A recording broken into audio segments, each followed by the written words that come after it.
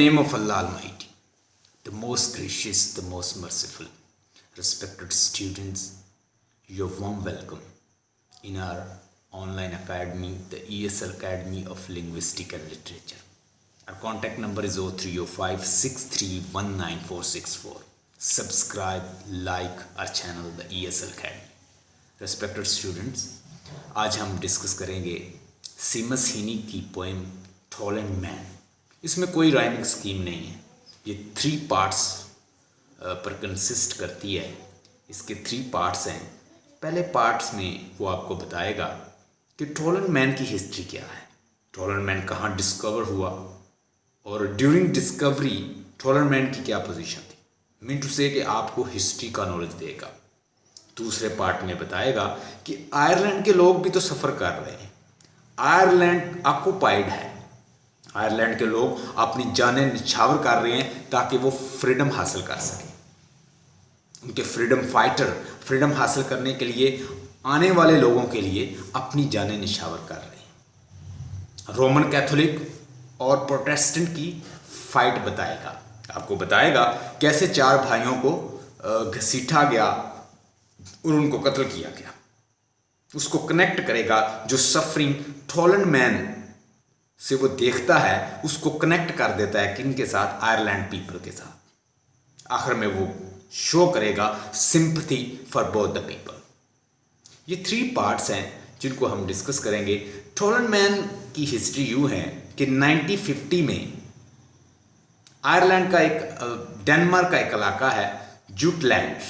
जुटलैंड एक इलाका है, उस इलाके में एक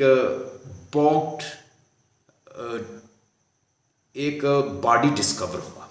बॉग्ड एरिया में, बॉग्ड लैंड का मतलब होता है कि ऐसी लैंड जहाँ जो वेट हो और जहाँ पे डिकम्पोज्ड चीज़ें पाई जाती हों, जो हमें बहुत सारे वेजिटेशंस और बहुत सारे ट्रीज़ और इन चीज़ों का एक डिकम्पोज्ड चीज़ें हों और वेट लैंड हो, तो मड टाइप लैंड है। तो वहाँ से जब उसकी डिगिंग कर रहे थे, कंपनीज वाले कुछ डिगिंग कर रहे थे वहाँ पे, जब डिगिंग के दौरान उनको एक बॉडी मिलती है।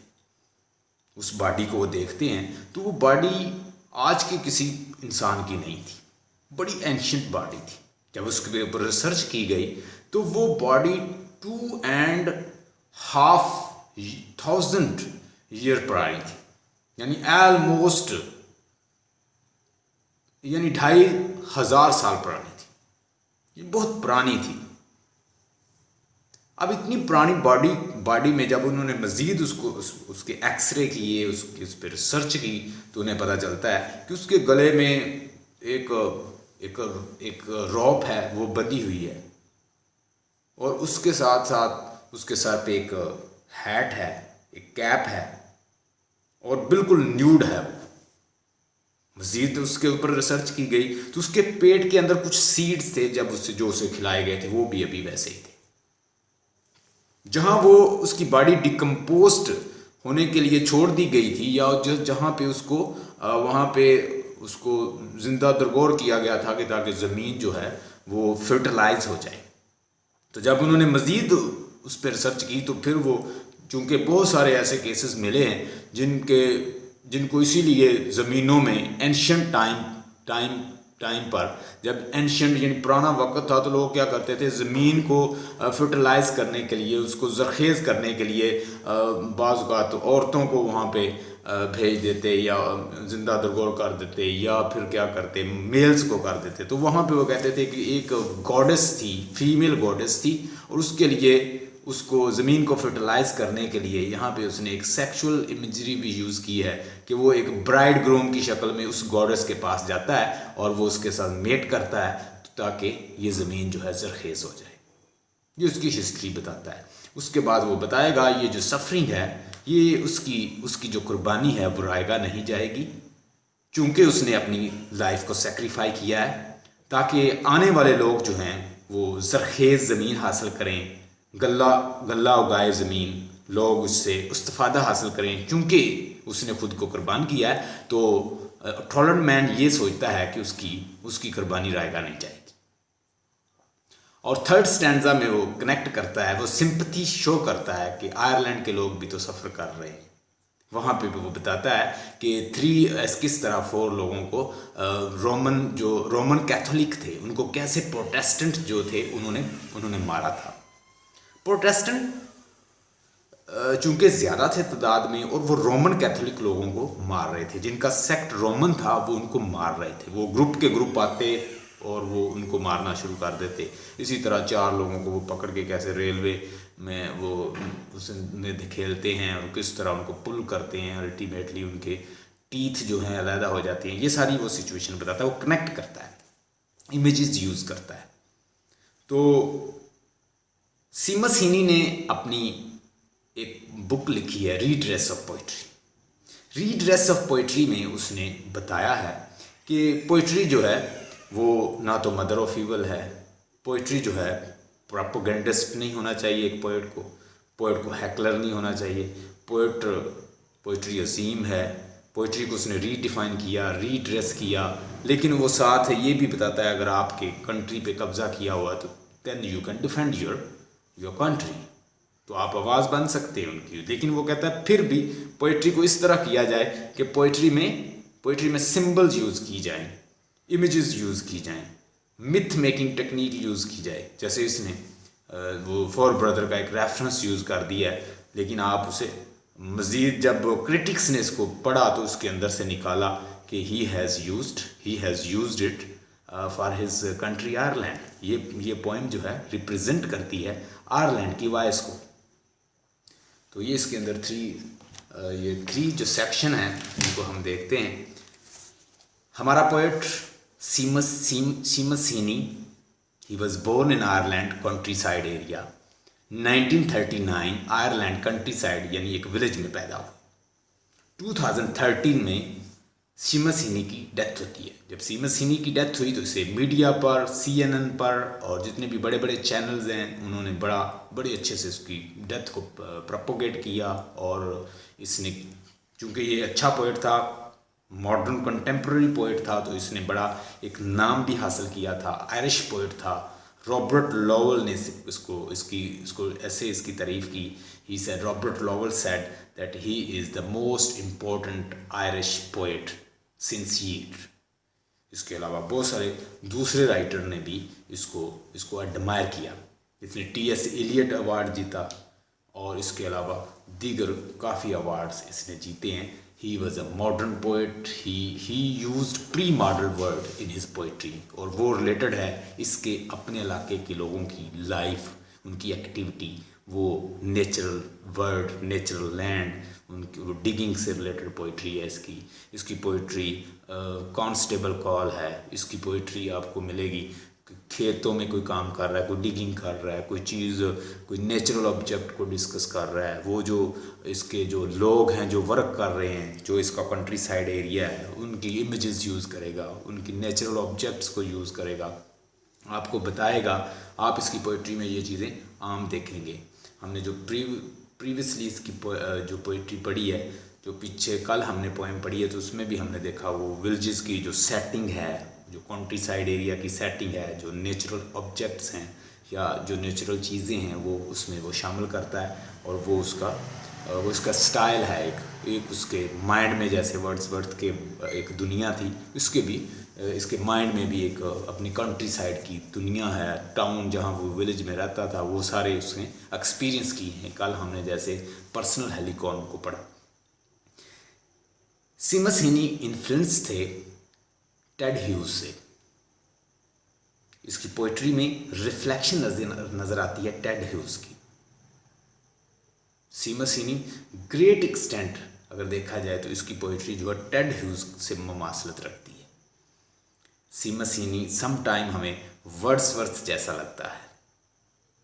सीमस हीनी को अंडरस्टैंड करना, नेचुरल इमेजेस हैं, क्लोज टू ह्यूमन बीइंग हैं, ह्यूमन बीइंग की एक्टिविटीज़ हैं, सिंबॉलिक होती हैं, विलेजियर सिंबल्स हैं, पेस्ट्रल सिंबल्स हैं और कंट्री साइड की सिंबल्स हैं।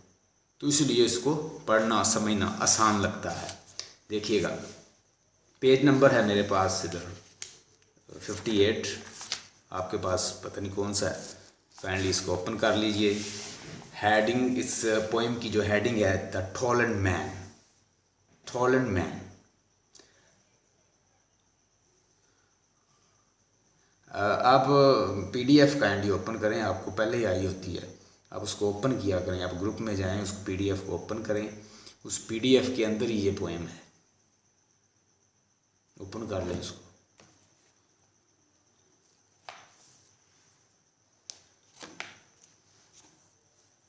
और साथ साथ पॉइंट्स लिखती जाएं, मैंने उसके अंदर भी सारी एक्सप्लेनेशन दी हुई है, उसी से मैं पढ़ा रहा हूँ, मेरे सामने वही है। टॉलेंट मैन लिखा हुआ है by Seamus Heaney. Some days I will go to Aarhus. तो आरहूस जो है वो डेनमार्क का एक सिटी है, ये डेनमार्क का में एक प्लेस है, म्यूज़ियम है, उस म्यूज़ियम के अंदर रखा हुआ है उस टॉलेंट को। अगर आपको मिल गई है PDF काइंडली इसको ओपन कर लें।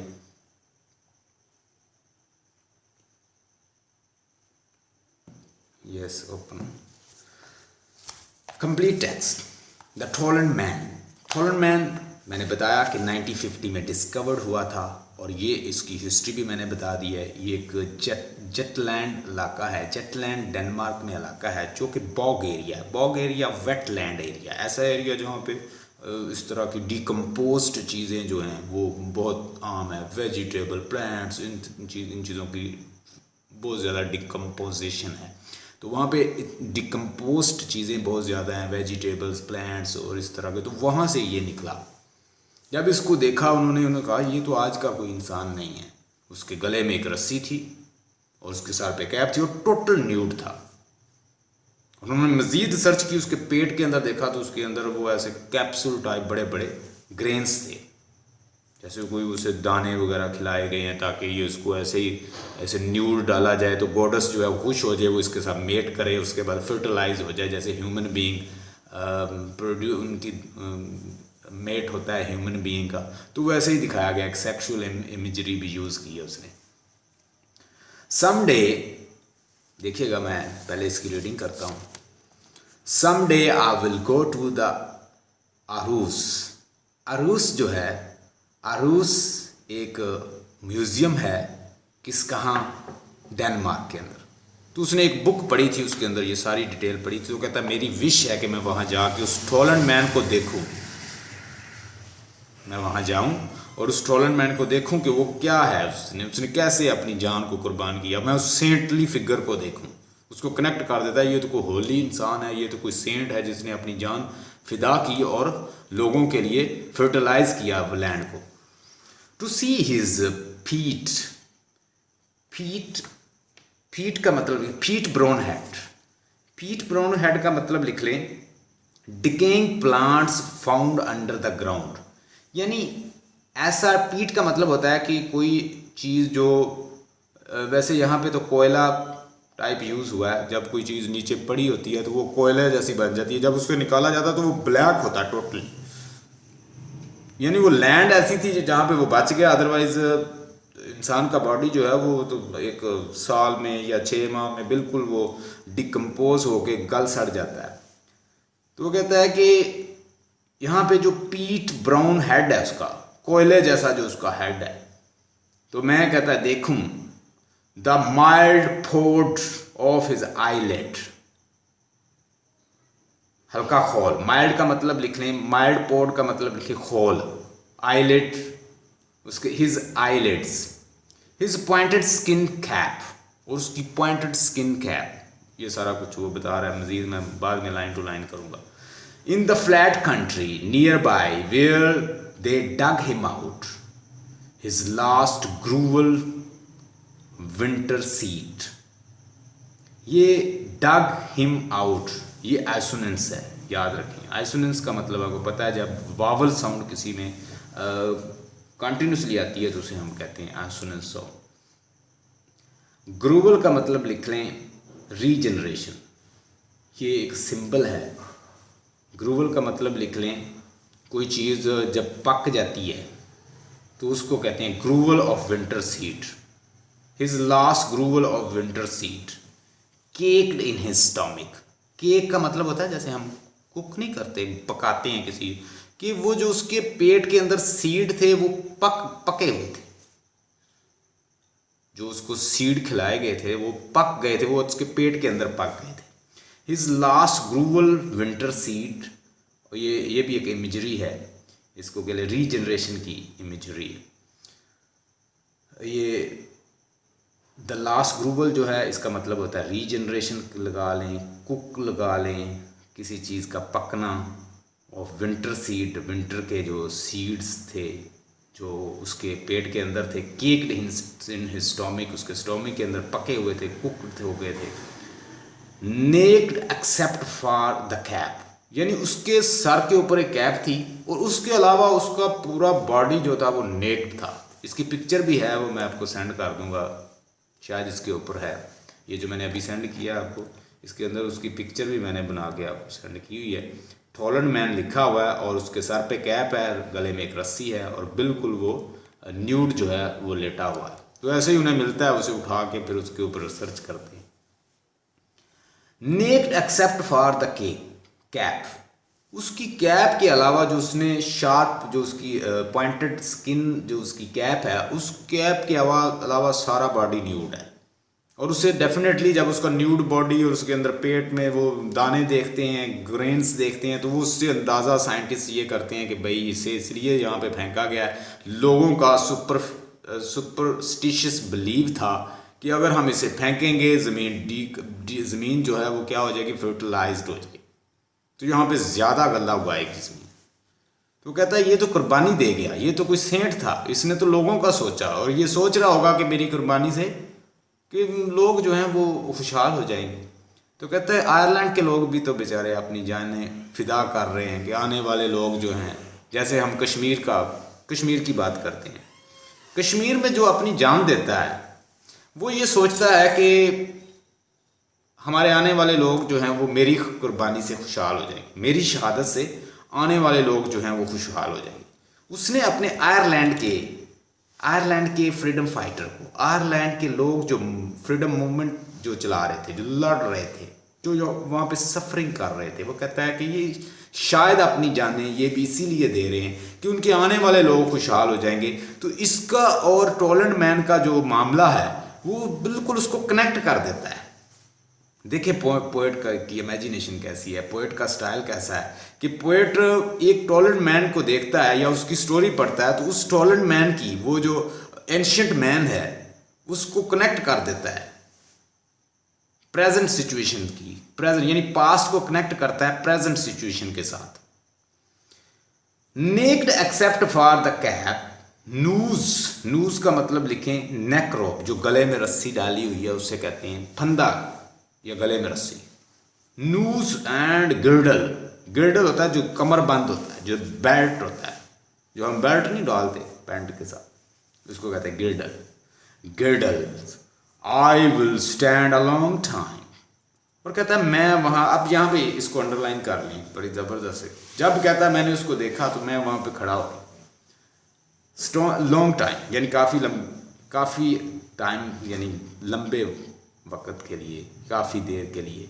ये एक पॉलिटिकल स्टांस इस पे अब लेगा, अब इसको किसके साथ रिलेट कर देगा, पॉलिटिकल, यानी जब उसने वो सोचा पोएट का अपना कंट्री भी तो ऑक्युपाइड है, पोएट के अपने कंट्री में भी तो लोग मर रहे हैं, पोएट के अपने कंट्री में भी लोग सेक्रीफाइस कर रहे हैं, ये भी वो रिचुअल सेक्रीफिकेशन है, और यहाँ पे जो सेक्रीफिकेशन है वो कंट्री के लिए है। तो वो उनको दोनों को कनेक्ट कर देगा, पास्ट को प्रेजेंट के साथ कनेक्ट करके वो बताएगा आई will stand a long time, कहता है मैं वहाँ लंबे अरसे तक खड़ा रहूँगा। अब पोएट जो है आने वाले वक्त की में बात कर रहा है, तो पोएट बता रहा है कि मैं जब उसे देखूंगा तो मैं काफ़ी टाइम, लंबे अरसे तक वहाँ खड़ा रह के इसका तो देखता सोचूंगा, क्या सोचूंगा, bridegroom to the goddess, कि ये एक ब्राइड ग्रूम है, किसके साथ, गॉडेस के साथ।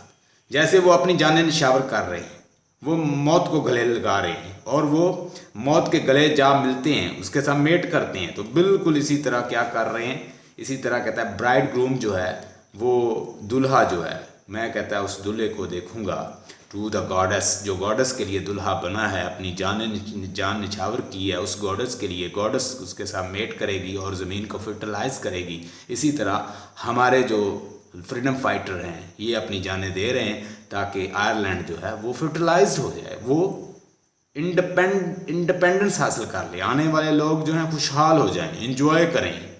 उनके सेक्रीफाइस से वो क्या होगा खुशहाल होगा आयरलैंड, और आयरलैंड तरक्की करेगा, आयरलैंड इंडिपेंडेंस हासिल करेगा, लिबर्टी हासिल करेगा। उसके लिए ये देखें, इसको जितना मर्जी आप इसको एक्सपेंड कर सकती हैं।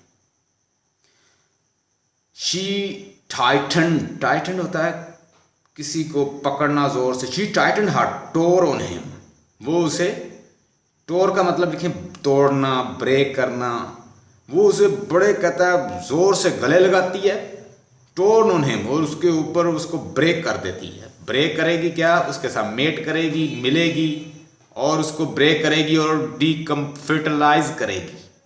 मेट जैसे ही होगा तो प्रोडक्शन होगी। वो कह रहा है she tightened her torc on him, और उसके टोर्न ऑन हिम का मतलब है कि उसको तोड़ देगी, उसको क्या करेगी, डिकम्पोज करेगी, उसकी बॉडी को वहाँ से जरखेज करेगी ज़मीन को। And open her fan, fan का मतलब लिखें अब्सॉर्बिंग, जज़ब करना।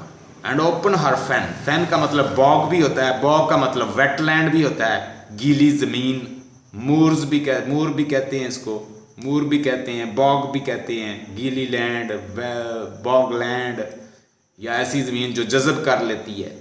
And open her fan, fan का मतलब लिखें और ऑब्जॉर्ब करना, जज़ब करना। और फिर वो क्या करेगी, ओपन हर फैंस, और वो अपना अब्जॉर्ब करेगी, ज़मीन को गीला कर देगी। Those dark juices working him to the saints kept body, those dark juices working. अब दोज डार्क जूसेस वर्किंग ये भी एक सिंबल है, डार्क जूसेस सिंबल है ब्लड की।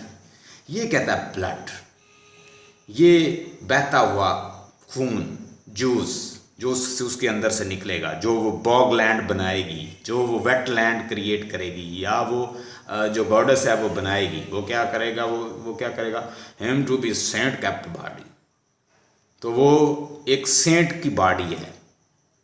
उसको क्या कर रहा है, कहता है कि ये क्या है, ये एक टॉलर्ड मैन जो है वो एक सेंट है, एक लाइक अ होली मैन है, क्योंकि वो पूरे एरिया को उसकी वजह से जरखेज़ी मिलेगी, लोग गल्ला उगाएंगे, रोज़ी हासिल करेंगे। तो ये एक कहता है सेंट की बॉडी है।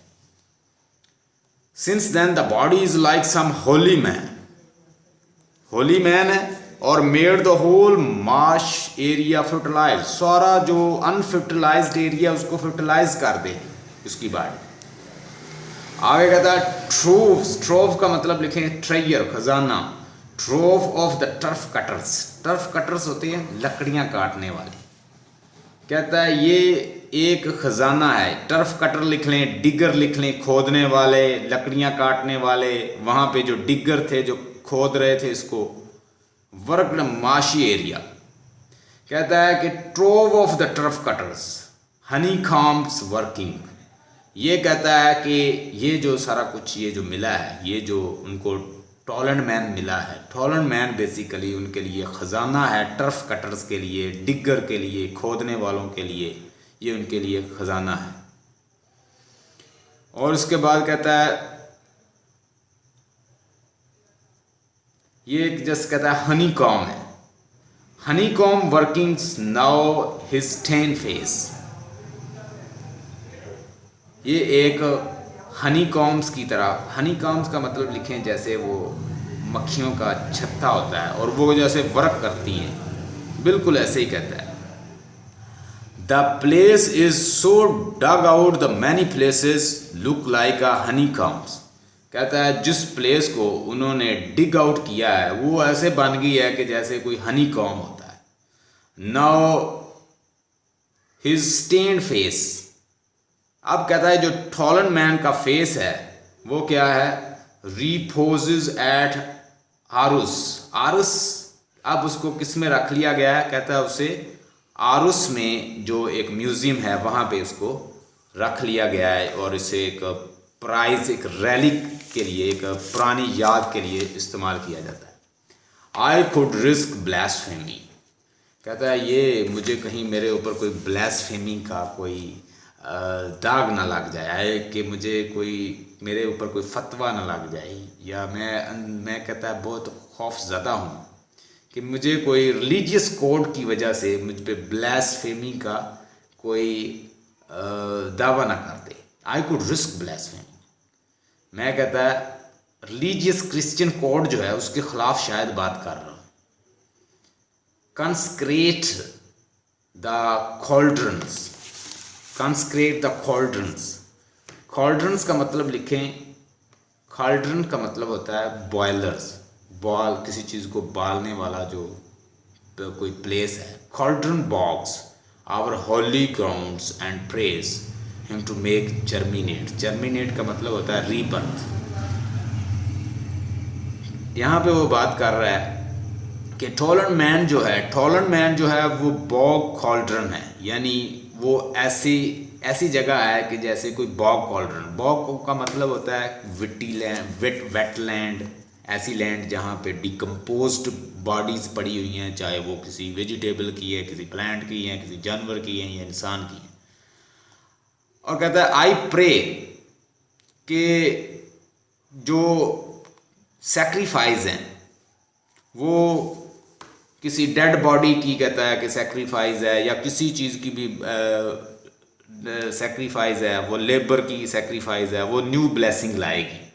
Our holy grounds and the pray him to make germinate, कहता है कि मैं, कहता है दुआ करता हूँ, आई प्रे कि टॉलन मैन की जो सैक्रिफाइस है वो एक नई लाइफ लाएगी आम लेबरर के लिए, आम वर्कर के लिए। यहाँ पे वो आयरलैंड का भी बेसिकली कंसेप्ट बताता है कि आयरलैंड की जो सेक्रीफाइस है, जो उन लोगों की सेक्रीफाइस है जिन लोगों को मारा गया, कत्ल कर दिया गया, फ्रीडम फाइटर को मारा गया, उनको कैद कर लिया गया, उनको नुकसान पहुँचाया गया, तकलीफ़ें दी गई, उनकी तकलीफ़ें, उनकी अज़ियतें, उनकी डिप्रेशन, उनकी किलिंग, उनका मारा जाना एक नई होप लाएगा और इन आयरलैंड को आज़ादी दिलाएगा।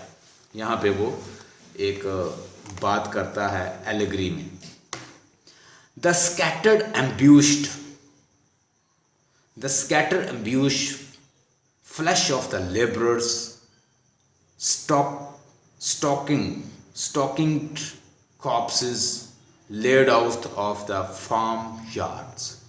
वो कहता है कि यहाँ पे जो मिनट से कहता है कि मैं द स्कैटर्ड एम्ब्यूश का मतलब होता है ट्रबल, और उसके अलावा scattered flash of the labourers, कहता है लेबरर्स के फ्लैश या उनकी मौत या उनका मरना, आम आदमी का स्टिंक्ट क्रॉप्स, और कहता है कि डीह्यूमनाइज्ड जो लाशें हैं या जो बहुत सारी लाशें हैं, laid out in the farmyard, जो फार्म यार्ड में इतनी कहता लाशें हैं, जो लोग मरे हैं, जो लेबरर्स के फ्लैश हैं, इन्होंने अपनी जानें दी हैं, ये एक न्यू होप और न्यू उम्मीद लाएगी।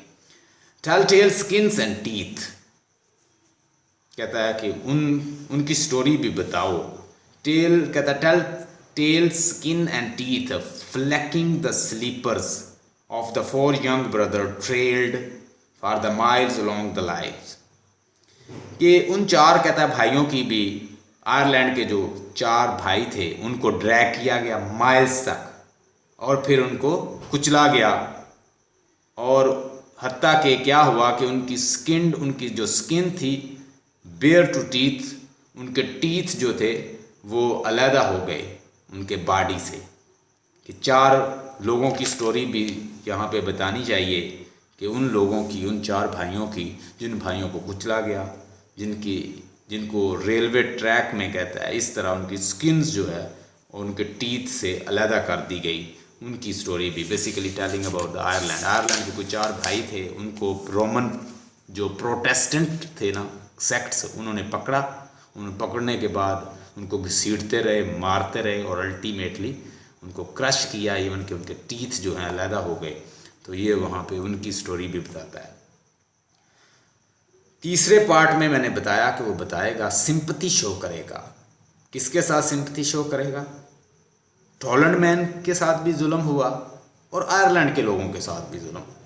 उनको ये ख्वाब है, उसको ये ख्वाब दिखाया गया कि तुम अगर, वो खुशी से अपनी जान कुर्बान कर गए। ये तो उसकी प्रेडिक्शन है, पता नहीं वो बेचारे को खींच के लाए होंगे जैसे, लेकिन कहता है कि उसने इस होप पे या दिल में ये सोचा होगा कि अगर मैं यहाँ पे सेक्रीफाई करूँगा, मेरी सेक्रीफिकेशन से यूँ होगा कि ये ज़मीन फर्टिलाइज हो जाएगी, बहुत सारे लोगों को खाना मिलेगा, अनाज मिलेगा, गल्ला मिलेगा, ज़मीन ज़्यादा फर्टिलाइज्ड होगी तो ज़्यादा ग्रो करेगी।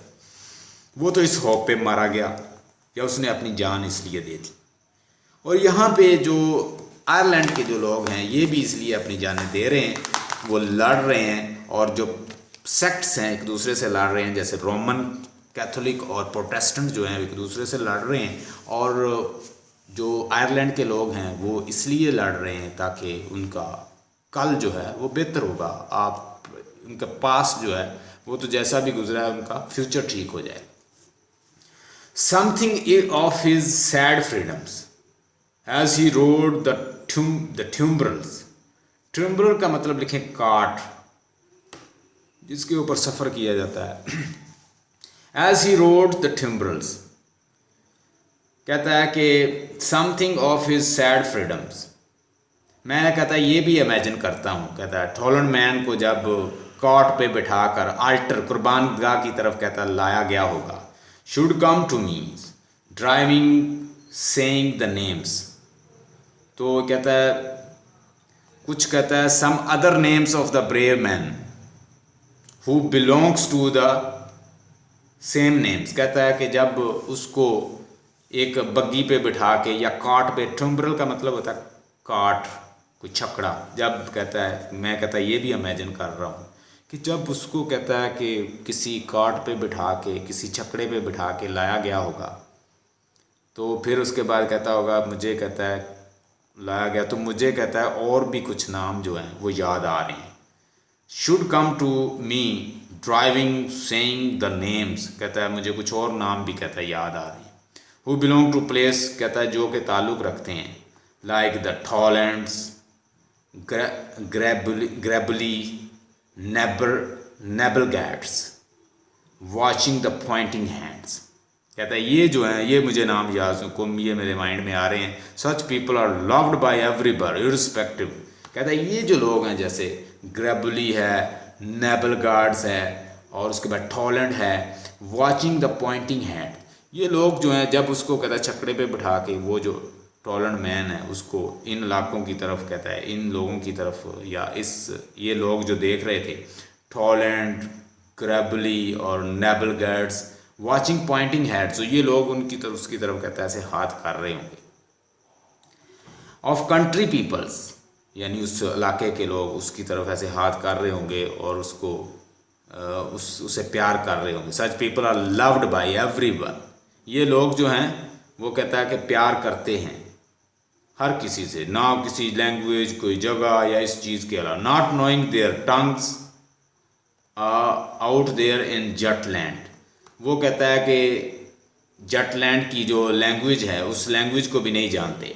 इन the old man killing parishes, कहता है कि ओल्ड मैन जो है, in the old man killing parishes, parishes का मतलब होता है तबाह होना, चर्चेस, सॉरी, इसका मतलब है पैरिशेस का मतलब churches. In the old man killing churches I feel will lost unhappy eight Holmes, कहता है कि मैं कंफ्यूज हूँ कि वो लोग जो चर्चेस में बैठे किल कर रहे हैं, मार रहे हैं, और in the old man killing parishes I will feel lost, मैं बिल्कुल कहता है कि कंफ्यूज हो जाता हूँ, अनहैप्पी एट होम, अपने घर में बैठा, कि कहता है I am confuse for me, it is all confusing me to think about the Jutland killing feel happy and satisfied. कहता है कि मैं बड़ा कंफ्यूज हूँ कि लोग जो हैं ये जो किलिंग हो रही है इससे बड़ा सेटिस्फाइड फील करते हैं। Mean to say talking about the Ireland that when the people are being killed, the people sitting in the homes, they are feeling happy, they are satisfied, they don't feel any kind of trouble, any kind of tension. वो कहता है कि जब लोगों को मारा जाता है आयरलैंड के अंदर तो उनको जो लोग हैं वो बड़ा हैप्पी और सेटिस्फाई फील करते हैं। फीलिंग को कैसे कहता है, इन चीज़ों को वो बर्दाश्त करते हैं, वो ये कह रहा है। अब मैं इसको लाइन टू लाइन ट्रांसलेट करता हूँ। यहाँ पे देखें, आपको मैंने यहाँ पे हिस्ट्री उसकी सारी लिखी हुई है, इसको आपने मज़ीद देखना है, देखिएगा। someday I will go to the आरोस। आरोस का मतलब होता है, ये एक म्यूज़ियम है। कहता है कि कुछ दिनों में मैं जाऊंगा कहाँ, आरोस में, टू सी द पीट ब्राउन हेड। ये कहता है ब्राउन बुरे हेड वाले, पीठ कहीं कोयले जैसे हेड वाले एक इंसान को देखने। The mild Fords of his eyelid, और उसका माइल्ड, जो उसकी माइल्ड पॉड है, जो उसका हल्का सा कहता खोल है आईलिड का, उसको देखने। हिज पॉइंटेड स्किन कैप्स, और उसकी कहता है पॉइंटेड स्किन कैप को देखने। कहता है मैं जाऊंगा कहाँ, आरूस एक डेनमार्क के अंदर म्यूजियम है। In the flat country near by, कहता है फ्लैट कंट्री में, या ऐसे कहता है उस इलाके में, where they dug him out, जहाँ से उन्होंने उसको डग आउट किया, निकाला। His last gruel of the winter seed, और कहता है कि उसका जो लास्ट सीरियल, या उसके अंदर जो उसका लास्ट सीरियल या उसका लास्ट जो खाना है जो उसने खाया, द लास्ट ग्रूवल का मतलब होता है कोई खाना, सीड, इस तरह की चीज़। कहता है वो लास्ट जो उसने अपना खाना खाया, विंटर सीड, केक इन स्टोमिक, उसके स्टोमिक के अंदर वो पका हुआ है। केक का मतलब होता है पकना। नेक्ड एक्सेप्ट द कैप के अलावा कहता है वो उसका सारा बॉडी नंगा है, नूड है। नूज का मतलब होता है फंदा। एंड गिर्डल, कहता है कि उसके गले में एक फंदा है, लंबी सी एक रस्सी है, और वो उसके गर्दन में है। एंड गिर्डल, और उसके कमर में एक बेल्ट है। I will stand a long time, कहता है मैं काफ़ी लंबे अरसे तक खड़ा रहूँगा। Bridegroom to the goddess, और कहता है देखूँगा कि कैसा दुल्हा है जो गॉडेस के लिए गया है, गॉडेस के लिए कैसा दुल्हा तैयार होकर गया है। सैक्रिफिशियल ब्राइड ग्रूम, कैसे रिसीव किया गया है उसको, ये कहता मैं देखूँगा। She tightened her top a torc on him, उसने गॉडेस ने उसने कहता है कि बड़ा टाइटली उसे एम्ब्रेस किया होगा और उसे नीचे गिराया होगा। टोर ऑन हिम का मतलब होता है गिराना नीचे, चीरना फाड़ना, ब्रेक कर देना, और उसने उसे कैसे चीरा फाड़ा होगा या कैसे गिराया होगा। एंड ओपन हर फैंस, और उसको क्या किया, अपनी ओपन कर दिया, मीन उसे अपनी लैंड को फिर उसने फर्टिलाइज कर दिया। दोज डार्क जूस वर्किंग, और उसका कहता है कि blood. Him the saint kept body, और कहता है कि उसकी बॉडी जो है वो तो एक होली है, उसने एक होली मैन का काम किया है, सेंट लाइक वर्क किया है। He has sacrificed his life for the people so that they grow their seeds, ताकि वो अपना गल्ला उगा सकें, अपना अनाज ग्रेन्स जो हैं वो मैक्सिमम हों, वहाँ पे ज़्यादा अनाज हो। तो उसने तो sacrifice, he is just like a saint. Troves of the turf cutters, कहता है ये बहुत बड़ा ख़जाना है जो टर्फ कटर, लकड़ियाँ काटने वालों को, डिगर को मिला है। हनी काम्स वर्किंग्स, और कहता है कि जो सबसे ज़्यादा उन्होंने अच्छी चीज़ तलाश की है वो हनी काम्स, काम करते हुए ये हनी काम एक तलाश कर लिया। हनी काम्स जैसे वो शहद का छत्ता होता है, बिल्कुल इसी। नाउ हिज स्टेन्ड फेस, अब कहता है जो उस टॉलेंट मैन का जो फेस है, स्टेन्ड फेस के जिसके ऊपर निशान से बने हुए हैं। अब कहता है जो टॉलेंट मैन का जो फेस है, रिपोज एट द आरूस, अब उसको आरूस एक म्यूजियम है उसमें रखा गया है ऐसे रैली की पुरानी यादगार। आई कुड रिस्क ब्लास्फेमी, कहता है कि आई कुड रिस्क का मतलब कहता है मैं आई एम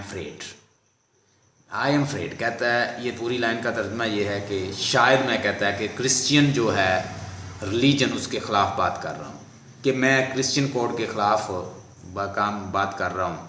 कंसिक्रेट, द खाल्ड्रन बाग, कि मैं क्या कर रहा हूँ ये खाल्ड्रन बाग का मतलब लिख लें बॉयलर। कहता है कि of our grounds and the pray.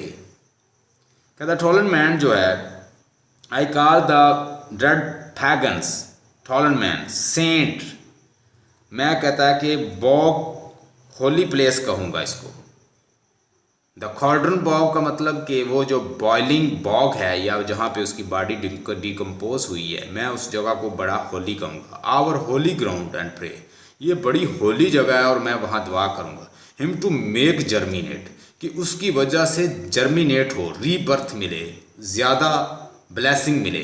The scattered एम्ब्यूस्ड, scatter एम्ब्यूस्ड ये जो बिखरी हुई, एम्ब्यूश है, ट्रबल है, यानी हर तरफ जो परेशानी है, मैं वहाँ खड़ा हूँगा, मैं दुआ करूँगा, क्योंकि वो एक रीबर्थ की प्लेस है, वहाँ से ग्रो होती, उसने अपनी कुर्बानी दी ग्रो करने के लिए।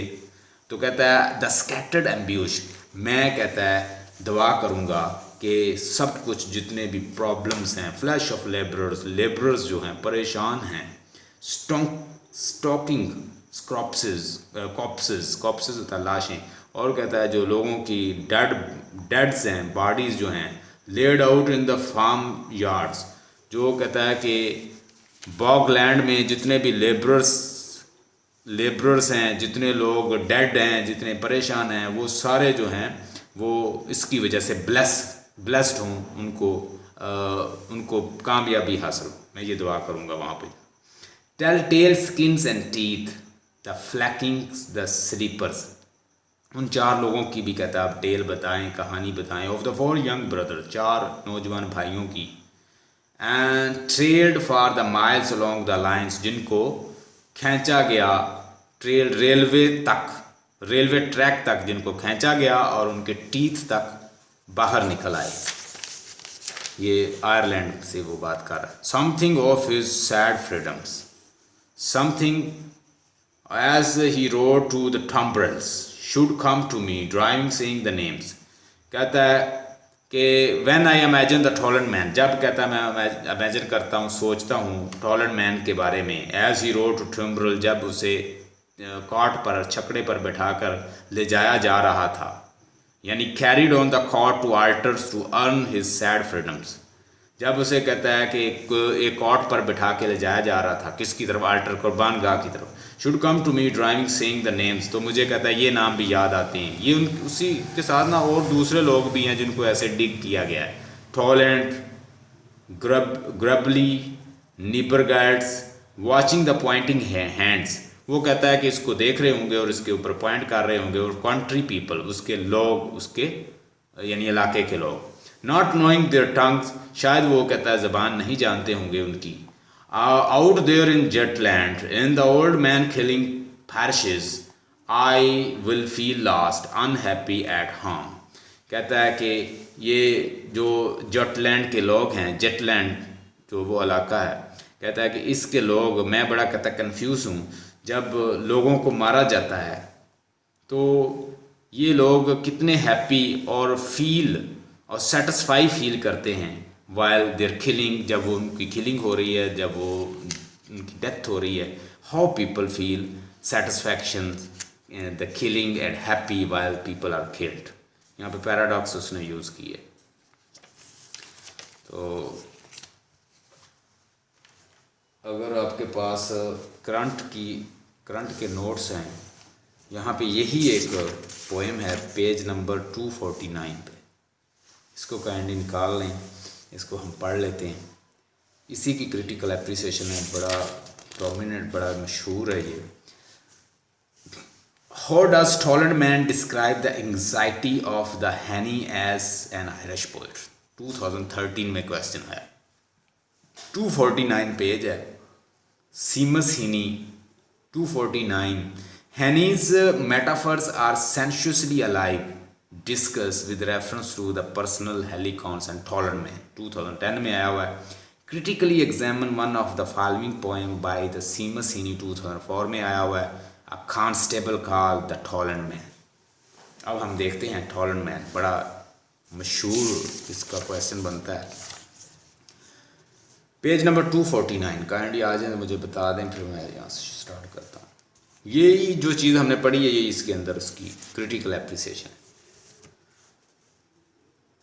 The poem Toland Man records the event that took place in ancient Jutland in Denmark.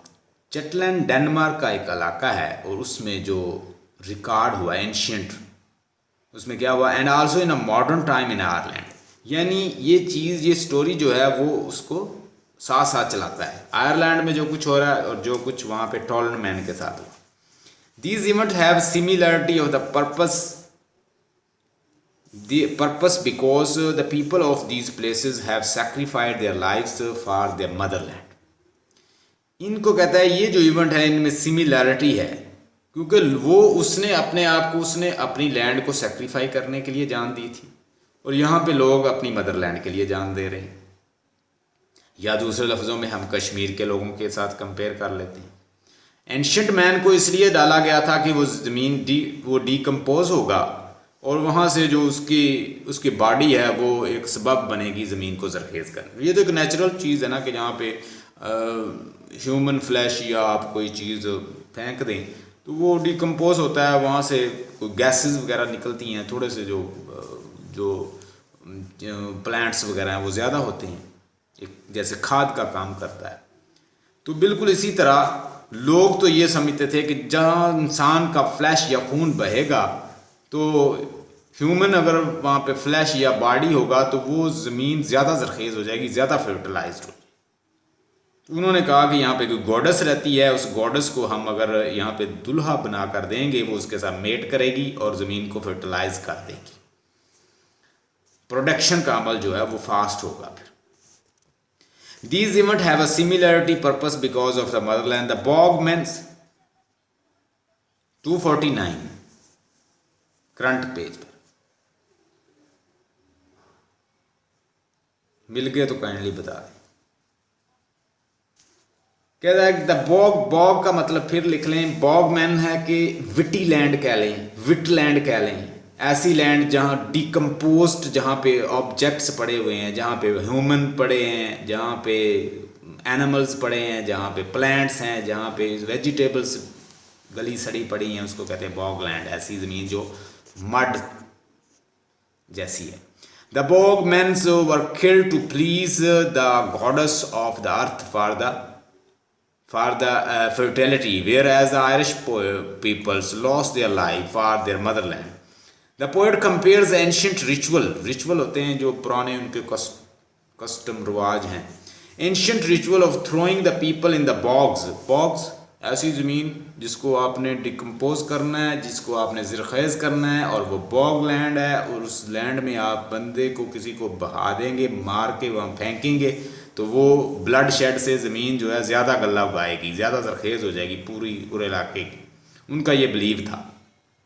The poet compared the ancient ritual of throwing the people in the box with the blood shed of the Irish people in the modern time. यानी Ireland के जो लोग हैं वो आज देख लें, past में देख लें, वो जो टॉलैंड मैन के लोगों, अब ये दोनों जो लोग हैं एक तरह ही वो अपने कंट्री के लिए खून बहा रहे हैं और वो अपनी लैंड को फर्टिलाइज करने के लिए बहा गया। The ancient man sacrificed to please the goddess of the fertility. The situation is the same in a modern time. No sacrifices are laid. अब sacrifice क्यों दी जा रही हैं? At the altar कुर्बानगाह में of politics, यानी पॉलिटिक्स जो है उसकी कुर्बानगाह में लोग अपनी जानें दे रहे हैं। अगर आप कश्मीर के अंदर देख लें, कश्मीर के अंदर जो लड़ाई है बेसिकली एक पॉलिटिक्स चल रही है ना, वो अब ज़्यादा वोट लेने के लिए और लोगों को उसमें सख्ती करते हैं। तो ये बेसिकली क्या हो रहा है, जैसे कश्मीर में हो रहा है वैसे आयरलैंड में हो रहा था। वो कहता है कि इसी तरह अपने पॉलिटिक्स को उन्होंने कुर्बानगाह बना लिया, वहाँ पे लोगों को सेक्रीफाई, ह्यूमन सेक्रीफिकेशन जो है वो जारी है। Innocent peoples are dying in the both the cases but the poet is optimistic. लेकिन पोएट बड़ा ऑप्टिमिस्टिक है, बड़ा पॉजिटिव है। He hoped that as the sacrifice of the ancient man brought fertility to the Jutland, जैसे Jutland के अंदर Denmark के अंदर ये जो एंशिएंट मैन की जो डेड बॉडी है वो फर्टिलिटी लाई है। The blood of the Irish people will go no way, not go waste. तो आयरिश पीपल का, लोगों का लहू जो है वो जाएगा नहीं जाएगा। It will win freedom from the foreign operations and it will also ushers give them a new prosperous life। और जो इनका जो लहू है, जो इनकी कुर्बानियाँ हैं, वो भी कहता है एक नई कामयाबी, एक प्रॉस्पेरियस खुशहाली ज़िंदगी लाएगा, खुशहाल ज़िंदगी लाएगा। थ्रू दिस पोएम, इस पोएम के ज़रिए Heaney shows that in every age the innocent people have been fallen a prey to powers. यानी हर दौर में वो कहता है इनोसेंट मासूम लोग जो हैं वो पावर का शिकार हो जाते हैं, रिलीजियस और politics.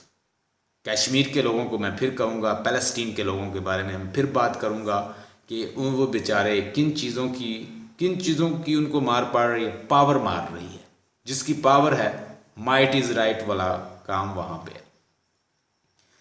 Henny makes use of the event of the history to highlight the atrocities of the Irish people। Irish people के साथ जो atrocities हो रही हैं उसको कहता है, वो जाहिर करता है। The poet intend to visit the museum near the Aarhus Denmark के अंदर म्यूजियम है, उसको वो विजिट करना चाहता है। A place in the Jutland where he sees क्या देखता है, the preserve dead bodies of the fallen man. वहाँ जहाँ उसने कहता है वो देखी है, कोई पिक्चर देखी है उसने बेसिकली एक बुक पढ़ी थी फॉलन मैन की, उसने पिक्चर देखी है या देखा है। Who satisfied his life of the goddess of the fertility. The poet says that the head of the fallen man is covered with the decade mosses. Mosses का मतलब होता है, आपने देखा होगा कि अगर आपने कहीं कुआं देखा हो, कुएं के साथ ना एक हरी सी ना, जैसे ग्रीन सी वहाँ पे होती है, अकाई लगी होती है, वो पानी से जम जाती है या वो फंगस जब सा बन जाता है, ग्रीन सा वो होता है। कहता है वो भी डिकेड जब चीज़ होती है कोई, तो वो उससे भी पैदा होता है। कहता है fallen man is covered with the decade mosses. वो अकाई से, डिकेड अकाई जो लगी हुई है साथ साथ, उसके साथ वो क्या हुआ है, कवर्ड हो गया है टोलन मैन। टोलन मैन का जो पूरा बॉडी है उसके इर्द गिर्द ऐसे जंग सा लगा हुआ है। His eyes lids were swollen like the ports. और उसकी जो आईज हैं वो भी कहता है कि पोर्ट की तरह, वो भी बड़ी डिकम्पोज सी, बड़ी गली सड़ी सी और उभरी हुई हैं। देयर वॉज अ नूज का मतलब लिखें फंदा, अराउंड हिज नेक, उसके गले में फंदा है। And a cap on his head, उसके सर पे कैप है। The researcher recovered his skeleton, skeleton होता है उसका बॉडी, उसका खाका, उसका स्केल्टन ढांचा। From the bog of the Jutland, उन्होंने जेटलैंड के बॉग एरिया से उन्होंने उसको डिस्कवर किया है। His sacrifice represent the sacrifices made by the ancient man to save their motherland from disease and death. Later the poet links the sacrifice to the sacrifice of the Irish people for the sake of freedom। मैंने वही बताया कि वो पहले उसकी story बताता है, फिर उसको लिंक कर देता है आयरिश लोगों के साथ जो हो रहा है। The poet tells how the grooms was received by the goddess। She opens her fan। Fan होता है कि अपना एम्ब्रेस करना, किसी को गले से लगाना, दबाना, अब्सॉर्ब कर लेना, जज़ब कर लेना। She opens her fans, वो अपने यानी बाजू को फैलाती है और उसे एम्ब्रेस कर लेती, to embrace him. The goddess क्या करती है, tighten to mate with him for fertility, वो उसके साथ एक सेक्सुअल मेट करती है। In fact the body of the fallen man decomposes and changes into the fertilizer. उसकी बॉडी जो है वो डिकम्पोज हो जाएगी, मिल जाएगी, हल हो जाएगी ज़मीन में, और वो क्या हो जाएगा, फर्टिलाइज कर देगी, फर्टिलाइजर का काम करेगी। The dark juice refer to the human blood. अब यहाँ पे उसने, क्योंकि इसमें क्रिटिकल एप्रिसिएशन दिया तो वो खोल के बयान कर रहा है इमेजेस को। ह्यूमन ब्लड को ज़ाहिर करता है, that generates new life. Henny links the sacrifice to the tragic event in Ireland where several innocent people have lost their lives in the violent political clashes between the Catholic majority and minority। Catholic minority है ना, तो वो Protestant जो थे वो majority में थे। Protestant जो थे वो मोस्टली इंग्लैंड के साथ उनकी एफिलिएशन थी और वो उनको मारते थे, कैथोलिक लोगों को प्रोटेस्टेंट मारते थे। The big political divide bring nothing but suffering. He mentions the cruelty of the Protestant mob that killed the 4 young Catholic brothers and dragged them along the railway track. और उन्होंने railway track के साथ उनको ऐसे खींचा उनके दांत बाहर आ गए. He successfully paints the sectarian violence and political chaos in Ireland. The poet recalls the name of the innocent people who sacrifice their lives. He feels confused whether he should be happy or sad. और poet जो है वो confuse हो जाता है कि वो क्या खुश हो या सैड हो, क्या करे. He feel sorry for the human misery both in Jutland and the Ireland. Ireland और जेटलैंड के अंदर, दोनों के अंदर जो कुछ हो रहा है उन दोनों पे अफसोस का इजहार करता है. The poem is highly symbolic. Even the title of the poem is symbolic. It symbolizes the ancient history of the human sacrifice for the motherland. ये जाहिर करती है ह्यूमन सेक्रीफाइस एक मदरलैंड के लिए, आयरलैंड के लिए. The phrase tell tell skins and teeth is the symbol of the Protestant cruelty, and the dark juices is the symbol of the blood of the 4 Catholic brother. मैंने बताया कि 4 Catholic brother थे, उनको पकड़ा, वो बहुत सारे हजूम था प्रोटेस्टेंट का, उन्होंने पकड़ा, उसको खींचा और रेलवे ट्रैक पे खींचते रहे. इवन के उनके दांत जो हैं वो बाहर आ गए उनके बॉडी से, तो इस तरह उनको मारा गया. तो उनकी भी वो स्टोरी साथ उसमें अटैच कर देता है. The poem is highly symbolic. Even the title of the poem is symbolic. It symbolizes the ancient history of the human sacrifice for the motherland. The phrase tell skin teeth of the symbol of the Protestants' cruelty, and the dark juices is the symbol of the blood of the 4 Catholic brother. The poem is rich in visual imagery, mild pours of the eyelids, pointed caps, winter seed caked in his stomach, stained face and the cauldron's bog, etc. ये सारी symbol हैं, ये सारी images हैं. The poet has also used gustatory imagery when he explains about the winter seeds in the stomach of the tolerant man. The language of the poem is very simple and colloquial. Colloquial का मतलब लिखें आम फहम. The poet has used many compound words: peat, brown, head, mild pods, eyelids, dark juices, honey, calms, and the winter seed. The poet has also used the technique of making the plurals. और फिर उसने ना हर चीज़ को plural बना के दिखाया. जैसे वो कहता है mild pods, eyelids, winter seed, dark juices. यानी बहुत सारे लोग वहाँ मर रहे थे, एक इंसान तो था नहीं. Turf cutters, honeycombed workings. The poem has no rhyming scheme. It is divided into 3 parts. पहला पार्ट जो है मैंने बताया टॉलरेंट मैन का, वो डिस्क्राइब करता है टॉलरेंट मैन की स्टोरी को. Second part explain about the critical conditions in Ireland, and third part shows sympathy with both, for both. Stay blessed and have a nice time. Tomorrow inshallah we'll do next poem, and after this we'll start our modern drama. Stay blessed and have a nice time.